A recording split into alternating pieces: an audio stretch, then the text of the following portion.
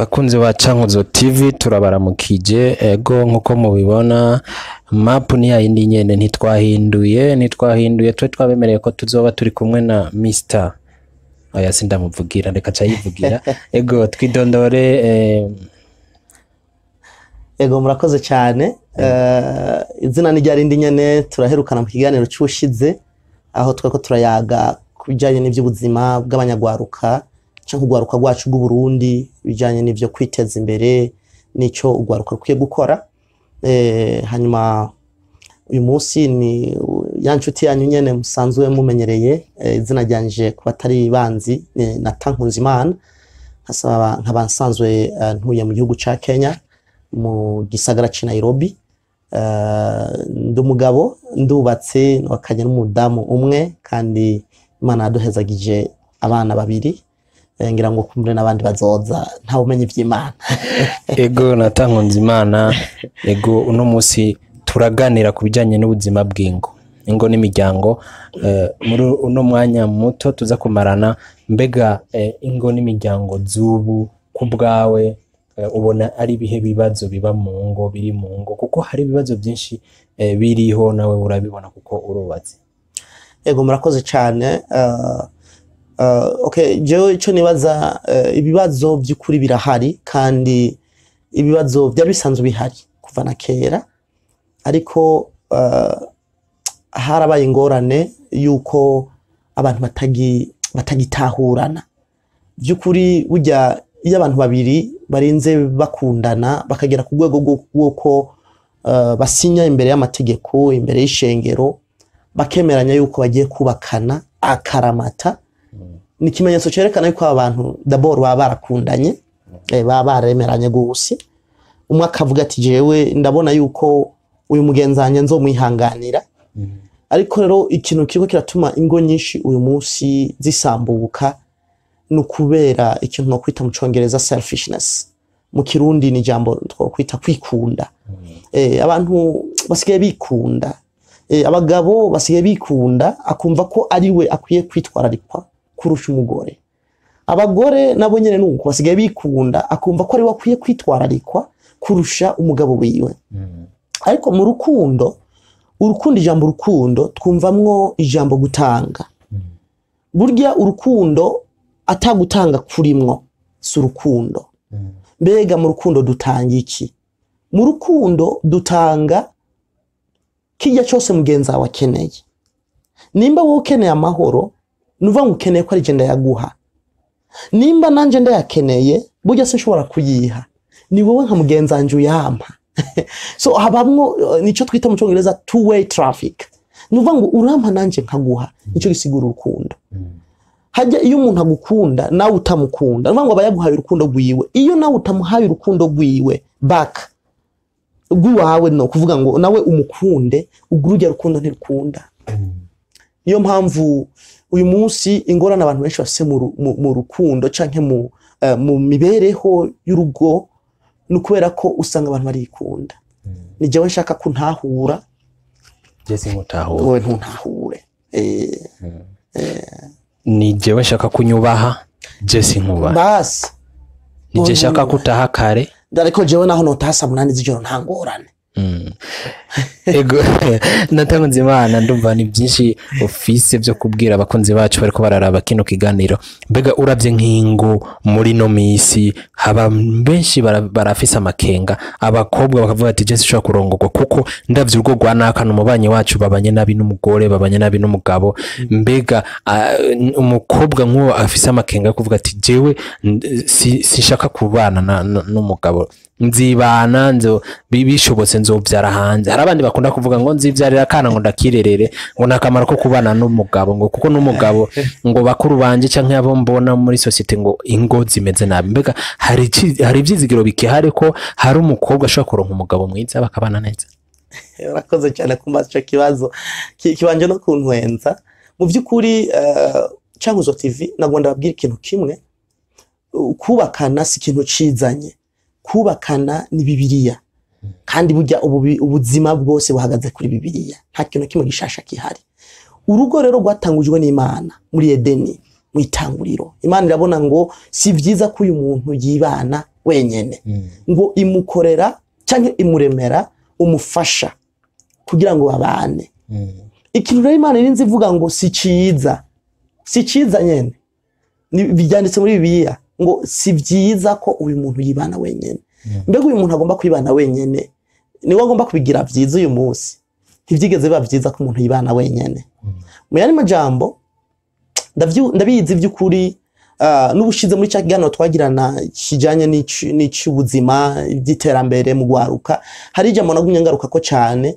ni influence sociale. Muri influence sociale hari ibintu abantu arabira ku bandi,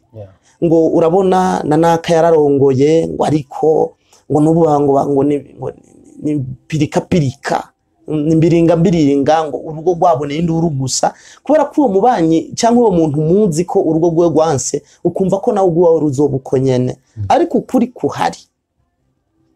kubera ko nsanzwe ndi umunyavyashara kankoresha akaroro k'ivyashara, nimba nzodandaza kubera ko naka nabonye yadandaje kunguka,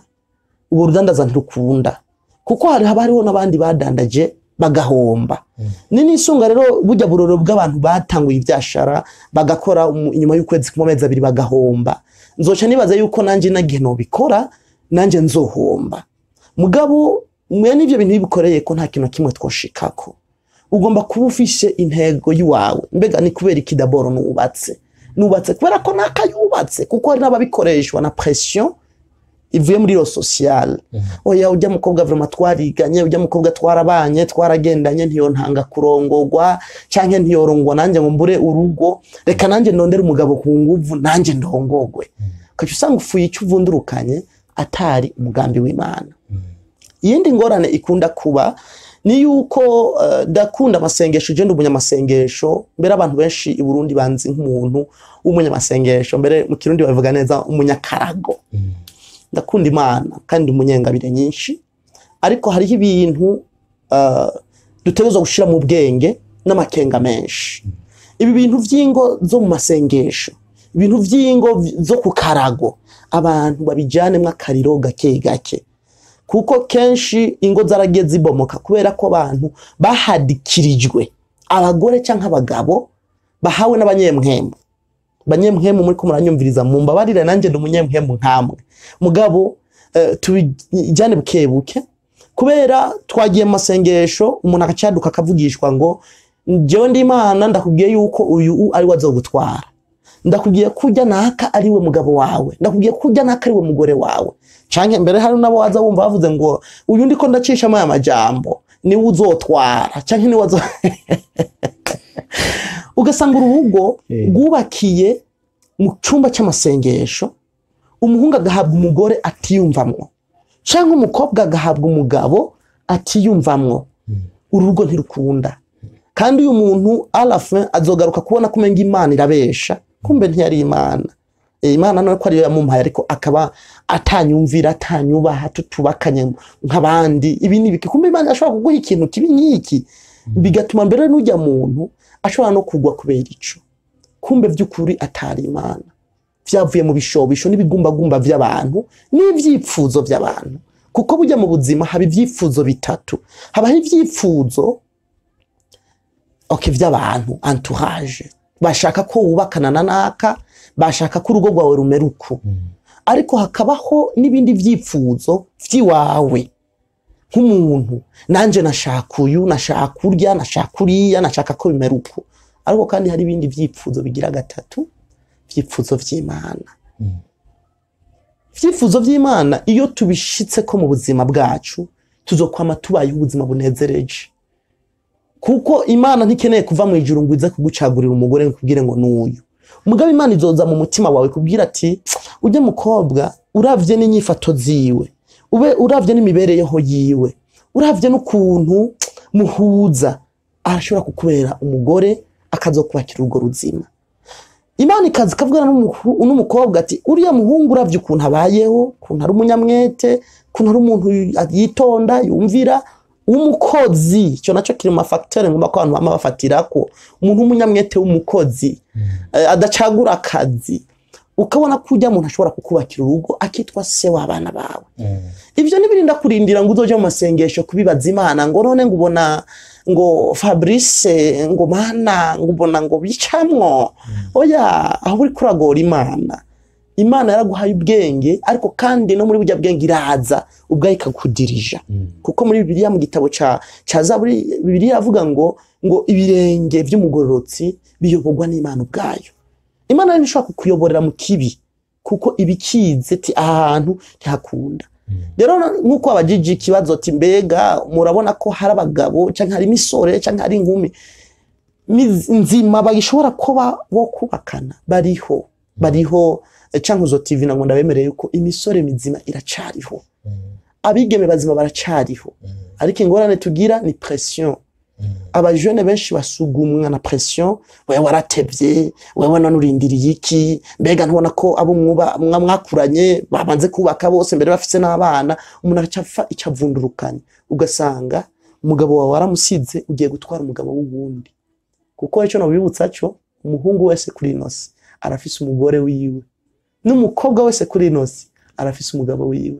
Ingorane rero ziri mu ngo nuko bamwe bagiye batwara abagore b'abandi, abandi bagatwara abagabo b'abandi. Abatarabaronka nabo abatarabaronka bihangane urumva bariho. Jewe ico nibaza nimba hageze, kuko iyo hageze umuntu avyumva mu mubiri, mu maraso, mu mutwe biranyagarayo ukavyumva ati nukuri je harageze ko nubaka. Nimba rero ataraza ngo umubone, murindirire ku mavi, senga Imana. Kuko Bibiliya mu gitabo c'imigani ivuga ngo umugore mwiza umuntu amuhabwa n'Imana. Jera ngavuga ati vy'ukuri, kandi no muri ico gitabo nyene c'imigani hari ahantu avuga yuko abavyeyi bashobora kukuraga itunga, ariko umugore mwiza umuhabwa n'Imana gusa. Rero ntuzunarindire kugenda kubaza abantu mbega ujya mukobwa umubona gute, mbega ujya muhungu mumubona gute, genda umubaza Imana. Nimba ujya muhungu ataraza, kuko nko migenzo yacu mu Kirundi biba bigoye ko umukobwa yaprosha canke yegera umuhungu ngo je naragukunze ngo nashaka twubakane, mu migenzo yacu umenga biba bigoye. Ariko nimba wamubonye ukavuga ati nukuri ujya yombera umugabo, genda ubibwira Imana, Imana izomucamo aze akubwira tewe naragukunze numva twokubakana. Yego, natanguze Imana hariho nk'ico kintu uvuze c'abakristo canke kubiragiza Imana, hari nk'abagore canke ndeka dufatire ku bagore cyane usanga bumvira pasteri kurusha umugabo wiwe.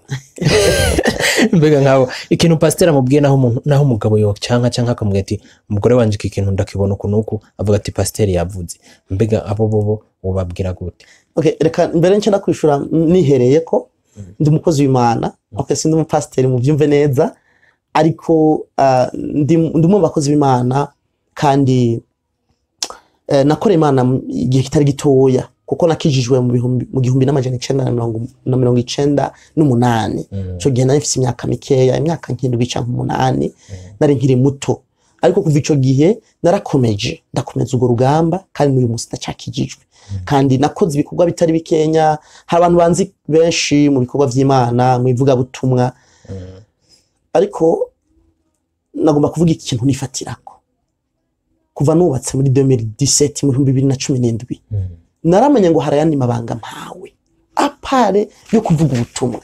apare ya bya bikorwa bindi sanzo nkora vy'Imana, ariko hariho ibindi bikorwa Imana impaye. Aya mabanga rero Imana impaye n'amabanga akomeye cyane. Kandi ijambo ry'Imana riravuga neza yuko umuzezi wa shengero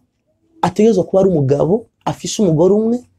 afise n'abatunze mu rugo iwe. Mu yandi majambo, nimba udashoboye kuraba neza urugo rwawe, aracarimwe amakenga kushobora no kuraba ibikorwa vy'Imana. Jewe rero nkavuga ati bari abadamu baba bumva yuko yo kubaha umupasiteri kurusha uko yubaha umugabo wiwe, ugukorera Imana kwiwe kurimwo agahaze. Kuko mbega ukubaha pasiteri gute utavyigiye muhira ngo ubaha umugabo wawe? Kuko icubahiro cyose uzoha abantu hanze ni foto y'icubahiro ubusanzwe uha umugabo wawe mu rugo. Urukundo uzokunda abandi bantu hanze ni foto, cyangwa se nkoresha ijambo ry'Igifaransa, c'est une pièce, na gace k'urukundo ubusanzwe ukunda umugabo wawe. Rero nkibaza ukuntu umuntu yogenda gukunda umupasiteri wiwe akumvira umupasiteri wiwe kurusha uko yumvira umugabo wiwe, haba harimo agahaze, kuko nta hantu namwe muri Bibiliya uzosoma ngo havuga ngo bagore ngo mwubahe abapasiteri banyu. Oya, ijambo ry'Imana rivuga ngo namwe bagore mwubahe abagabo banyu. Icyo gisigura yuko igihe utubaho umugabo nakujya wibwira ngo wuha pasiteri sivyo, kuko biba biri mwagahatse, kuko umugisha burya umuntu awukura mu rugo. Niyo ugiye gukorera Imana mwakosanye n'uwo mubana, ugukorera Imana kwa kuba kuri magahatse. Ego Natankunze Imana.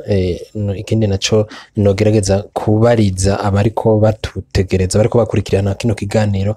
mbega umugabo canke umugore bubakanye ugasanga kumbure mu rugo rwabo hama hariho utuntu tutagenda neza, kumbure kubivanye n'imyitwarire y'umwe muri bo. Hari igihe usanga nk'umugore akijijwe canke y'umukristo yubakanye n'umugabo atarakizwa, cyangwa usanga umugabo akijijwe kumbure yubakanye n'umugore atarakizwa. Mbega abantu nk'abo ni igiki cyo tuma bubaka urugo rwiza? Kuko hari gusanga umwe akora utuntu tutanezera ubundi, mbega byo abandi ugasanga barasambuye. Urakoze cyane kumaza ico kibazo. Amajambo yose mvuga nzaguzumana isunga Bibiliya, ko nico iri mu Bibiliya iri mu bitabo nizera cyane kandi nkunda. Muri kahise mu bisezerano rya kera Imana yari yarahaye amabwiriza Mose. Mu byo yamubwira yari yaramubujije ko abahungu canke abakobwa b'Abisirayeli b'Abaheburayo bubakana n'ubundi bwoko. Bibiliya yakoresha ijambo abanyamahanga, ubwoko bw'abanyamahanga, nuvuga ngo abantu batavuka muri ubwo bwoko bw'Abisirayeli. Nukuvuga ngo ivyo bintu vyari mu vyatuma Imana yarabona yuko iyo wubakanye n'umuntu w'umunyamahanga haba hari ibintu mudatso kugira muhurizako. Ariko naguciriyemo hari guca usanga umwe yakijijwe bari basanzwe babana n'uwundi. Ndiyo nico nagomba gushikako, nico gitona ko navuga ati muri iryo sezerano rya kera harimo ayo mategeko yerekana yuko vy'ukuri vyari bibi ko abantu bubakana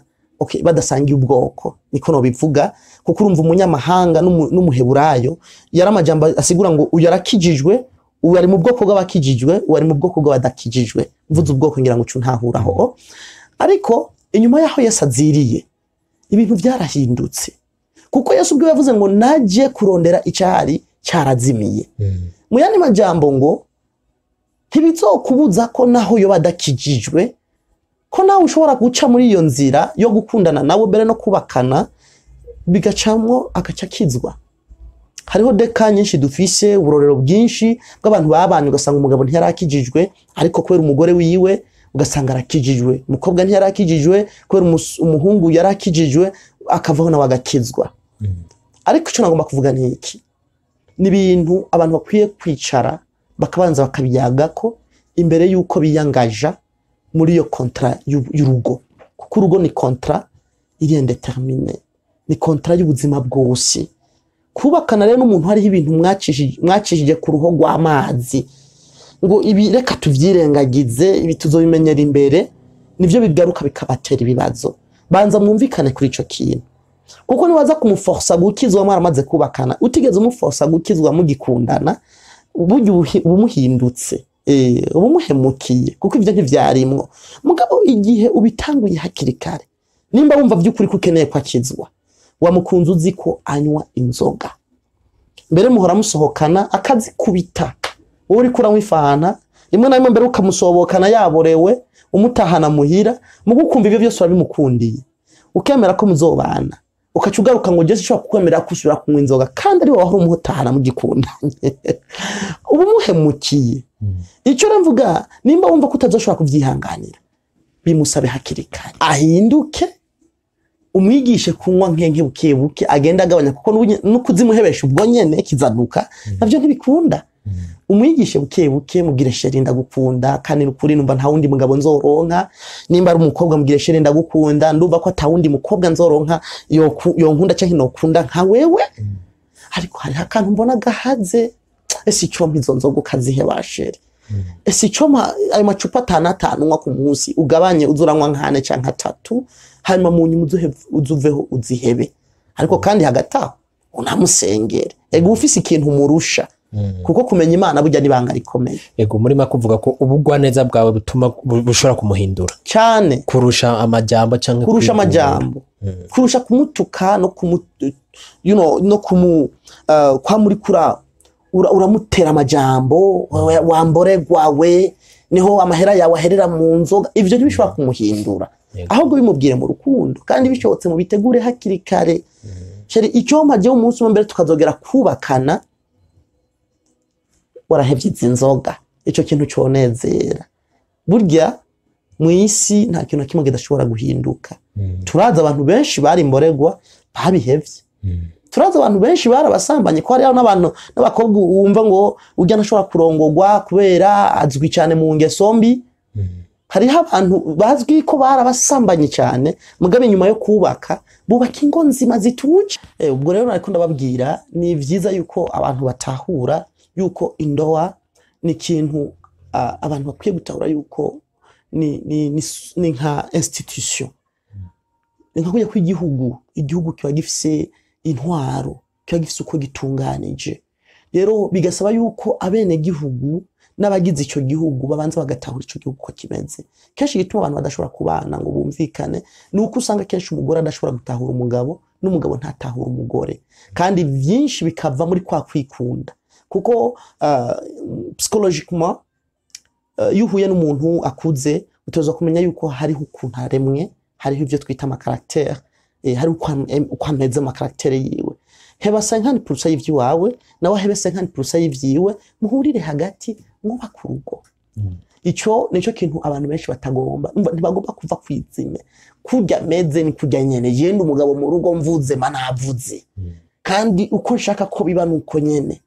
alpha na omega ni alpha na omega ni jewe ntanguriyo n'iherezo mvuze manavuze ubwo rugo ntirukunda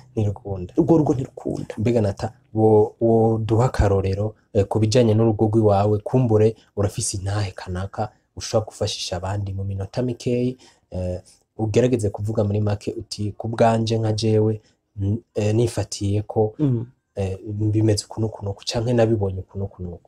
murakoze cyane jewe nubatse tariki 15 z'ukwezi kw'indwi mwaka 2017 urende ndiko ndababa imyaka 4 nubatse kandi mumva muri iyo myaka 4 yuko Imana yanampezagiriyemo n'ibibondo ndaza kubabwira igituma nshizemo n'ibibondo ubwo rero urugo jewe kuva nubatse nanamanje ndasenga Imana ndanasaba cyane n'impanuro ndasaba inyigisho zitandukanye twaragiye kubigisha batandukanye baratugirira ivyigwa vya counseling canke impanuro muri rusangi baratwereka uko urugo rumeze ako kandi nasanzwe nasenze Imana kugira ngo mpemubwiwe anyigishirize kubijanye n'ivy'urugo rero nka jewe madamu wanje bamwita Marceline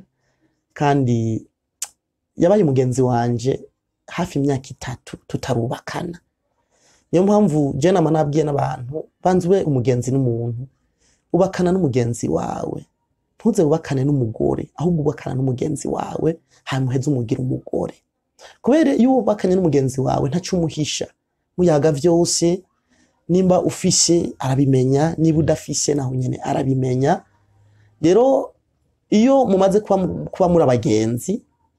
daboro niyo haje nk'akabazo mugatorera umuti nk'abagenzi nyene kuko ubutahura umugenzi wawe uba wumva yuko ukunda umugenzi wawe rero jewe na Marceline umwanya tumaranye oya nimba hari ingovrama zifise amahoro uyu rwanje rurimwo vrama mbere ngira ngo ruza mu zambere ego canke no kubera uri kuri kamera uri kuri raturemeye ndamuhamagare ngira ngo ubundi munsi uzoza nawe afise akanya ko uyu munsi yafatiye ego nawe yivugire canke ndabivuge yumva ego kubera oya ntaca azobona kino kiganiro niba ari azokibona azona comment avuga ati ushinga nawe wanje wavugishije kuri canke wabeshe Marceline turakundana Marceline turumvikana niyo habaye ivyo twokwita mu Cyongereza disagreement nukuvuga ngo iyo umuntu avuze akantu canke akoza akantu kakanyurana gatoya nuko wavyumvira ico nico twita disagreement ntibituma twumva kumenga uyu muntu aciye abo mwansi uramwereka ati mugenzi ariko ibintu suko byategezwa kugenda kuko burya mu buzima nta muntu numwe burya azi ukuri kose nta numwe abaho hari ukuri uvuga uyu munsi ejo ugasanga hari ibyo uvuze bitari ibyo ujya mugenzi wawe bahari kugira ngo akwitse cyangwa agufashe naco gituma babita bafasha rero kumubwira ati sheri ndafishe ibihumbi 100 nagomba ko tubikora umugambi n'uyu akabwira ati oya je ndabona gatadukwiye gukora ibi tugakora nibi birafasha kurushaho wama werekana gukora je ndumugabo ni jewe namafisi ivyimviro bizima ni jewe mfisi imigambi mizima ni jewe nzi bikeneye gukogwa muhanuze mugenda inama kuko kenshi udukosa tuba mu ngo nuko kuntu ko kumva ko umwe wese agomba kugira kurengera uwundi rero kuganza uwundi surtout nk'abagabo ndumugabo kandi by'ukuri nzi ko fisi ijambo mu rugo rwanje ntimwumve ndiko ndavugira abadamu ngo muhave muvuga ngo uyu mugabo ngira ngo kumbure ndumugabo nzi ko fisi ijambo mu rugo rwanje kabisa ariko iri jambo narihabwa n'ukuntu nanje nubahiriza umudamu wanje nimba ari imigambi tugomba gukora mu rugo reka tuyiyageko reka duhana imitwe atanga ivyumviro nanjye ntanga ivyumviro kuko urugo rw'umwe ntirukunda iyo mba nari ndavyishobore je nyene nari kuguma ndi umusore kabaho uko nyene akora ibintu vyanje atawundi ninze guhanuza ariko ko naramutse ndamuza nuko nabonye ko hari impanuro nkeneye ziwe ikindi mukwiye kumenya yuko abadamu n'abagabo ntidukozwe sinzi ko navuga ngo mu bivu bimwe ariko ni jambo navuga ko Bibiliya ivuga neza yuko ngo abakenyezi ngo nibiremwa mbombovu mu yandi majambo barafise ubunyantege nke bwabo muri nature ukuntu baremwe ubwo bunyantege buhera mu kuntu bashaka ko bumvirizwa bashaka kumvirizwa bashaka guhabwa umwanya ndazi ngo nyinshi zasambutse Cankuzo TV nagomba ngo iki kintu abantu bacumve neza hari ingo zasambutse zifise amafaranga menshi hari ingo nyinshi zasambutse bafise ubutunzi bwinshi bubaho hamwe n'abantu bibwira ngo umugore ashobora kuguheba kuko atacufise hari n'ingo zasambutse atari uko batari bafise ibintu byuzuye birarahanze no mu nzu ariko ugasanga umugabo yibwira ngo iyo nsize miliyoni 5 mu nzu haca nigira naho no mara ukwezi amafaranga arahari akumva ko amafaranga ashobora gutunganya byose ariko ugasanga hari ingo zikenye rimwe na rimwe bararira mbere n'ubuyi mugo ugasanga barikundaniye kuko umugore wawe aragukeneye kurusha uko akeneye amafaranga yawe umugore wawe arakeneye umwanya wawe arakeneye presence yawe arakeneye kumumviriza ko rimwe na rimwe muri kamere yabo n'abantu bashaka baronka uwo babwira ibintu byabo sheri urumva nakayavuze uku sheri urumva mama uku muhiri wacu bimeze uku mwumvirize reka gucutangura kumukankamira kw'ivyo bintu ngumbwira ngo jewe ngo ubona ngo uwo mwanya ngo ndabufise mwumvirize naho umenya ibintu atakamara fa kumwumviriza uko nyene abivuge aheje cyumwe ati sheri pole reka ndavyige nk'umuntu w'umugabo cyanke nimba ari byo yarakeneye kumuremesha mubwiye ati ya nihangane nta nakimwe ico kintu nico urakivuze cyane ndakogwa niko baremwe niko baremwe rero ingo musanzwe kandi ndiko navuga ukumva ndiko mvuga ugwanje kandi murazi zubakwa kwinshi uko je nagubatse ngira ngo ratandukanye nuko uwunda gubatse ariko hari byo duhurirako nk'abanyengo nk'abantu dufise ingo hari ibintu duhurirako muri make rero kubaka urugo rwiza mbega ibanga ni ryahe ibanga rya mbere no gutahura uwo mubakanye ibanga rigira kabiri no gushobora kuba sinzi kwirija mu pavana rero nka mu kirundi no kuba flexible donc ukaba ukoroha uko kuntu tubi ntagondwa mu kirundi bavyita kutagondwa ruvuga ngo bari ikintu kidashobora kuvunwa ngo gihindukire nubura umuntu dadika emera kuba flexible ushobora kuvuga ati naho byagenze uko ariko ntaco ubu umuntu ushobora gutahura ibintu ariko kandi ube umuntu wemera rimwe na rimwe iyo wakoze ikosa kuvuga ngo mbabarira ico kintu nico cyana ni ingo nyinshi ico kintu kiragoye hari abagore batatse kuvuga ngo mbabarira hari abagabo bo bumva azatigiye mvuze mbabarira mbere n'ubugabo bwanje bwose uzabumbura hetse burya ni mbere yuko kwanariza ikibazo iyo utanguje ijambo ati sheri ivyo uri kurambira sindabitahura neza ariko nimba vyo vyabaye banza mbabarira gatonya twicare hasi tuyage tumenye aho ikibazo kiri. Hari n'igihe ugiye ariko arakwagiriza amakosa nimwamara kuyaguza gusanga bijya wari kwiyumvira atari byo aho kugaruka bari wovuga ati mbabarira kumbe nabitaho yuko tariko. Izo ni zongo kandi ibintu babwirira nibwo bwenge. Ibi bindi bintu abantu bibwira ngo gukubita mu gifungo genda umugabo abagore ugasanga ngo jewe ngururugo nararusinyiye ngo nta muntu ashobora kumbwira ikintu ngaha. Ivyo urabivuga umunsi umwe iminsi ibiri hirya ejo tukagusanga hari hanze uri kurayerera warasambuye urugo rwawe. Ariko ibi niko kuri emera guca bugufura umugore mu rugo rwawe. Iryo niryo banga naho woba uri kuragirizwa ibitari ivyo. Hari igihe umugabo ava ku kazi yavurumuye yagize ibibazo akaza nyene yabaye igikoko n'ivyo watetse uyu munsi akabigutera cyangwa akabisesa. Ibi bintu kumubiri kumabitetse uko kumbe na stress yaje avanye yavuye. Nk'umugore banza wanarize iyo situation hanyuma ubwo atari ko sheri kutahora umeze uko n'ibiki vyabaye umunsi ubijane mu bwenge ntangere ubijane mu kariro gakeya ubwo waraza kwicara ahantu yihamagare mu kanama. Ijambo kwihamagara mu kanama ngira ngo muraritahora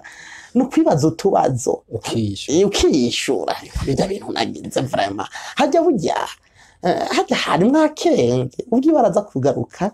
yigaruke ko avuga ati nukuri mbabarira bujya munsi nahuye na nakambwira nabi ku kazi boss yamvugishije nabi ntahana rero ivyo bishavu no hajibona naciye ndavyifatamwe nabi urugo rubandanye. Mugabo ni wabona avurumuye nawe cyo ngo cyabana ushaka kumbira icyo uko ivyo wikombe ngaha ngo ndi mu rugo rwanye narusinyiye. Uzobona ivyo bivyaye ikofe bikavyara umugere bikavyara n'ibindi bintu utari witeze ejo ukazona urugo ruranse. Ikindi kintu nagomba ntararangiza kusa nukoze ko nagomba kuvuga cyane cyane ku bagabo muri kamere y'abagabo. Abagabo barafise ukuntu bumva ko badahaga badahazwa n'ivyo bafise n'abantu b'abarondezi cyane. Iyo mpemu rero ku bagabo benshi hari gihe yimuka ikimukirana mu vy'urugo akumva ko adahagijwe n'ujya mugore bari kumwe. Kandi nagomba babwiza ukuri umugore wanje ni mwiza kurusha abandi bose. Mugabo bidasiguye ko n'abandi batari ko baravuka kandi ntashobora guhura n'ibintu vyose wari ukeneye uri umusore kuko ubufise ibintu wari ukeneye uvuga ati je nkeneye ku mugore wanje azoba ameze uko aremwe uko abumvye uko yiyumvira uko yiza amashuri ayo. Ivyo nagomba hagukure nawe umusore ukiri kurarondera umugore nta mugore uzigera uronka kwije izo condition zose. Ariko urakora ibiharuro kwa mwakoze ibiharuro agira la moyenne iyo usanze vyinshi wari ukeneye bimurimwo kurusha bijya bikenya ubonye urashaka kubitorera mukubakana. Ariko vya bindi watorera okereka mvuge nka karorero wavuga ati je mugore wanje shaka ko azobona umukobwa muremure wakayobe uku kuntu aramye uku atambutse ubona kweri yego kabisa n'inyuma haremera uku niko kuri. Ariko azobona uhuye na mugufi ariko mwiza mbere niyo nzobe atayafise probablement mugabo ubwiza atwenze wowe nyene uzobumva umenga n'ijoro rirurutse. Ari sympathique azi kuganira muvuga umuvuga ngo si muremure Sibona nashatse umukobwa muremure nashatse umukobwa w'uruyobeyobe. Abinzobe mu mbabarire ndabakunda cyane. Hani igihe umuntu avuga ati je nashaka umukobwa yirabura mugo hazobona Imana ikuzaniye uw'inzobe ukagonza ubumiza ubwenge kuri babandi birabura ugasanga nta burimwo azigera hura na vya byimviro. Ugerageza rero kugabanya ivyo bintu vy'ibishobisho ukaba umuntu muzima kugira ngo Imana igufashe gucagura. Hari ivyo uheba mugabo nagomba kugira ikintu kimwe nimba warakunda uwirabura abirabura n'ubu baravuka. Niba warakunda ubisusu binini reka mvuge iryo jambo mu kirundi gitahuritse nuba abanyabisusu baracavuka. Uzoza rero guhura nawe waramaze kubakana wawe undi wawe wemera ku bice nka 70% twa duce 30% ugumuhura natwo hanze kumbure bya bisusu binini yabashaka yamaso y'ibiturumbwe yo twa twinyo twiza ugumuhura natwo hari hanze ukacuvuga ati nakwaje cyane nashatse umuntu afishe rero amaso nkayo ibiguru nk'ibi ukacabuka ko umugore wawe petete amaguru nk'aya atayafise ukibagira ko afise 70% plus que uyu kuri ibyo ubonye ukaca wumva ati reka numva n'uyu no muvugisha iyo niyo ngorane ikomeye iri kurica ingo kuko ukunda umugore wawe mugabo ukaguma wumva ko menga hari ibintu adafise wogenda kurondera hanze n'uryo uri kurarondera hanze bijya ubonye petete reka tuvyite nka 10% y'ivyo mu buzima bwawe gushaka uwo muguha aterere turamuguhaye wa wundi turamukwatse usanga atanu umwaka mwobana cyangwa nta n'ukwezi mwobana cyangwa usanga atanu ukwezi mwobana twige gutosheka kubumbwa n'ibyo ufise umudamu wanje je numva mbumvi bidasiguye yuko hari ibyo kumburena n'abashatse nta musanzeko mugabo byinshi mu byo nashaka nasanze abifise iyo nibutse gusa ukuntu anyakira byonyene mvuye nk'ahantu mvuye ku kazi nibutse ukuntu ntahura n'igihe nfise amakosa ukabona ko yantahuye nibutse ukuntu anyakirira abashitsi niyo atariho ndi umuntu akaza akamenya nahasanze madamu wa vraiment yaranyakiriye yaranyagisha turatwenga turaryoherwa nibutse ukuntu afasha abantu n'umuntu ari mu kibazo nkiriwe ndamubwira akambwira ati bya muntu ndabona ko turi mu bushobozi bwo kumufasha tukamufasha tabihari tubishizemo mba numva namukunze ico cyonyene kirahagije kandi ni mwiza by the way kabisa nuko ari mwiza cyane undi munsi tuzomubona ubusi nuko yarafatiriwe umugore mwiza cyane Okay, natanze Imana reka tugushimire ku mwanya wawe turabona ko amasaha yagenewe kiganiro asana yarangiye ariko ufise byinshi by'ukuri ukwiye kwigisha abantu urabona ko n'ubu twagarutse mu rugo rwawe haraduhimbaye cyane kandi ndazi ko n'indi topic undi munsi uzobona tugutuye kwa maguru ariko tuzogusaba umwanya murahawe kaze cyane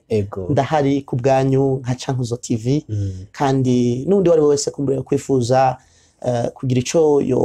yombaza kugira ngo akironkere inyishu ndahari mbega umuntu yo kwifuza impanuro kumbure bivanye n'ivyo umvise impanuro utanga kubijanye n'ingo mbega yo kuronka gute canke yo gutora gute okay noshobora kubaha kumbure bishobotse nimero yego nk'umuntu yoba ari karadukurikirana akabashaka kumbure ku gihe kindi gihe arakaza afise maze gufasha abantu benshi bubatse imisore inkumi akanimero kanje ka WhatsApp ni 68 na kanimero ku Burundi 68 amajana 8 na gatatu amajana 338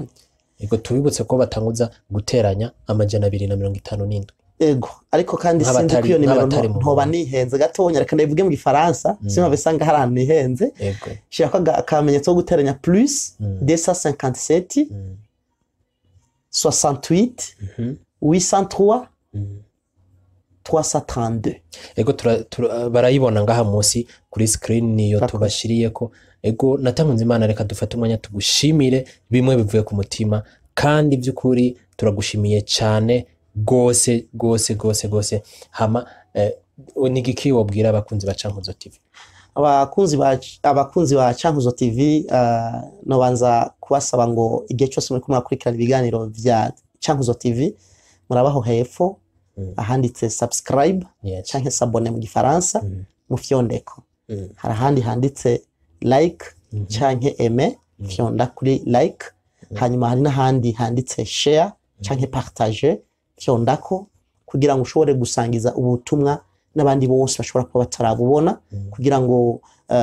izi mpanuro canke message dutanga zishobore gushikira benshi bashoboka kuko hari benshi bazikeneye murakoze cyane natanze Imana turagushimiye murakoze namwe